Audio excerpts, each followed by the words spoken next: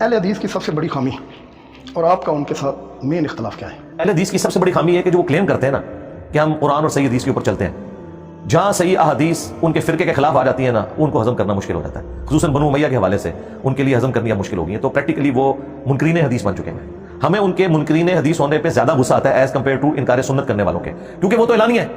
ٹھیک ہے، انہوں نے تو نام اپنا اہل حدیث رکھا ہوا ہے، تو یہ اپنے منہج کو چھوڑ چکے ہیں۔ اہل حدیث کا منہج 24 کیرٹ سونا ہے، لیکن مسلک اہل حدیث، فرقہ اہل حدیث، وہ بھی اسی طرح ایک فرقہ ہے جس طرح باقی فرقے۔ وہ بھی یہی کہتے ہیں کہ ہم بھی جس طرح آپ کہتے ہیں کہ ہم علمی کتابی ہیں، وہ کہتے ہیں ہم قرآن والے ہیں، حدیث والے ہیں، فویل حدیث بعد تو حدیث ان کے سامنے آپ پیش کر کے دیں نا،